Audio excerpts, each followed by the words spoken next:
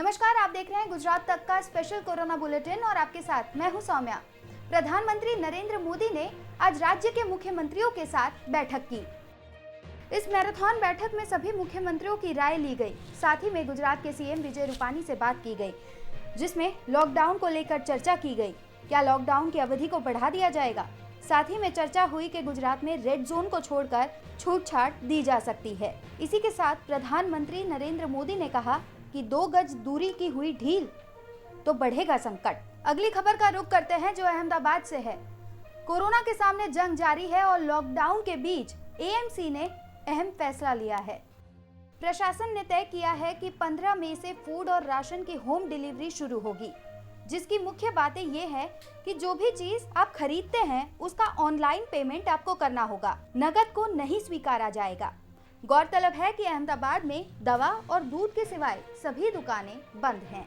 Home deliveries हैं, लगभग 30 से 40 हज़ार होम डिलीवरीज अहमदाबाद के अंदर अलग अलग एजेंसीज के द्वारा बिग बास्केट, बिग बाजार, डी मार्ट, रिलायंस, इन सब के द्वारा की जाती हैं।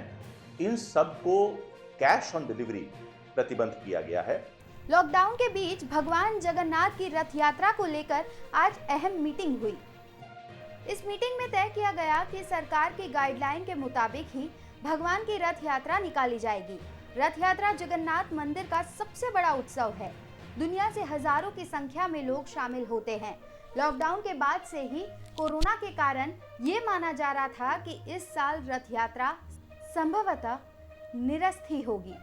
26 अप्रैल को अक्षय तृतीया से मंदिर में भगवान जगन्नाथ, बलभद्र और देवी सुभद्रा का रथ तैयार होना था, लेकिन लॉकडाउन के चलते ये शुरू नहीं हो पाया। करीब 48 दिनों के बाद आम यात्रियों के लिए अब रेल सेवाएं शुरू होने जा रही हैं। ट्रेन टिकट की बुकिंग 11 मई से शाम 4 बजे से शुरू हो गई थी, लेकिन यात्री टिकट नहीं बना पा रहे थे। IRCTC की वेबसाइट ओपन नहीं हो पा रही थी। शाम 4 बजे बुकिंग शुरू होते ही IRCTC की वेबसाइट ठप पड़ गई और इसके बाद IRCTC ने ट्वीट के माध्यम से जानकारी दी कि बुकिंग 6 बजे से शुरू होगी। अब जिंदगी को मिलेगी रफ्तार। कल से 15 विशेष ट्रेन दौड़ेंगी पटरियों पर। ये सभी ट्रेनें पूर्ण रूप से AC कोच वाली होंगी। इनमें किराया भी ज्यादा लगेगा। इन सभी ट्रेनों का संचालन नई दिल्ली रेलवे स्टेशन से होगा, जो भारत के 15 शहरों तक यात्रियों को पहुंचाने में मदद करेगी।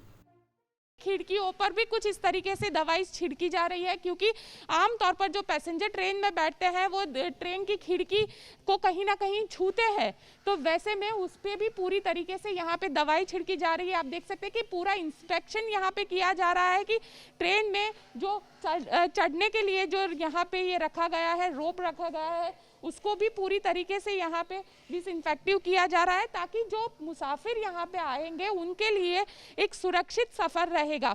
सोशल डिस्टेंस पूरी तरीके से मेंटेन करवाया जाएगा।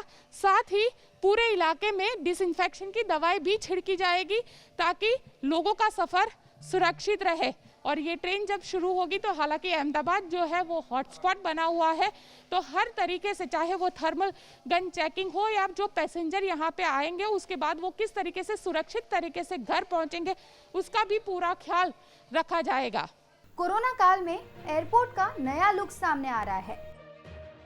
केंद्रीय उड्डयन मंत्री हरदीप पुरी ने कहा कि 17 मई से विचार किया जा रहा है कि ग्रीन जोन से ग्रीन जोन के लिए फ्लाइट शुरू की जा सकती है।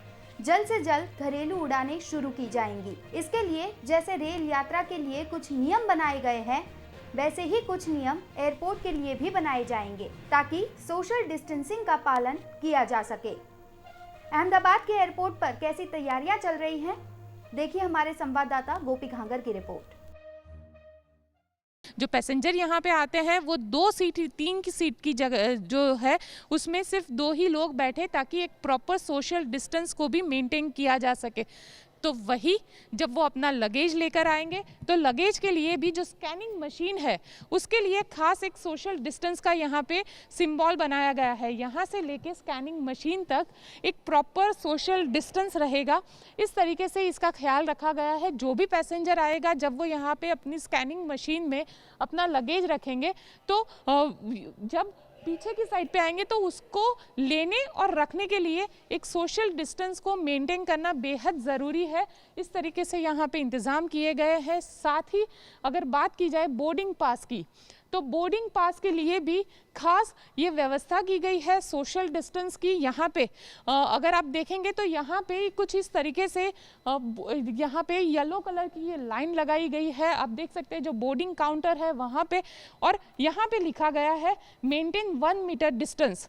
कुछ इस तरीके का यहाँ पे मेंटेन 1 मीटर डिस्टेंस का ये सिंबल लगा के इस तरीके से एक पूरी लाइन बनाई गई है, ताकि जो पैसेंजर यहाँ पे आएंगे वो बोर्डिंग पास लेते वक्त कहीं पे भी सोशल डिस्टेंस जो है उसका पालन करेंगे और उसके बाद वो सीधा अंदर की ओर जाएंगे। और ख़ास तौर पर अहमदाबाद एयरपोर्ट अथॉरिटी के ज़रिए जो कोरोना वॉरियर्स है, जो डॉक्टर है, जो मेडिकल स्टाफ है, उनके लिए भी इंतज़ाम किया गया है। उनके लिए सीधा सिक्योरिटी को उनको जो यहाँ पे एक अलग से लाइन बनाई गई है और ये लाइन सीधा उनको फ्लाइट के पास ले जाएगी। तो कहीं ना कहीं उनके लिए एक अलग सुविधा भी क्रिएट की गई है कि जो कोरोना वॉरियर्स है उनके लिए, और पूरे एयरपोर्ट पर कोरोना को लेकर ये खास इंतज़ाम भी किए गए हैं।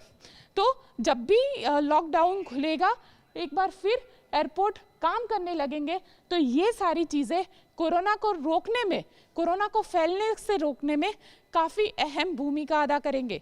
गौरतलब है कि गुजरात में 8,200 के पार कोरोना केसेस की संख्या हो गई है। अहमदाबाद जो हॉटस्पॉट में है, अहमदाबाद में केसेस की बात की जाए तो 5,800 के पार हुए हैं। अब तक 500 से ज़्यादा लोग कोरोना की वजह से अपनी जान गंवा चुके हैं। रिकवरी रेशियो की बात की जाए तो अब तक 2,550 लोग से भी ज़्यादा लोग कोरोना को मात दे चुके हैं। अब जाते जाते एक नज़र आज की पॉजिटिव स्टोरी पर।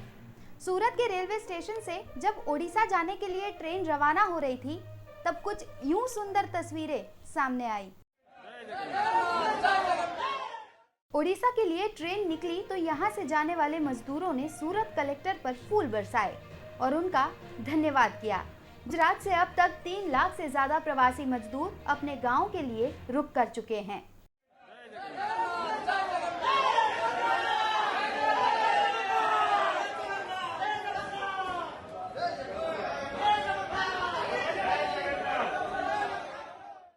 तो कोरोना स्पेशल बुलेटिन में अभी बस इतना ही। गुजरात की बाकी सारी खबरें देखने के लिए आप देखते रहिए गुजरात तक। अपना बहुत ख्याल रखिए। नमस्कार।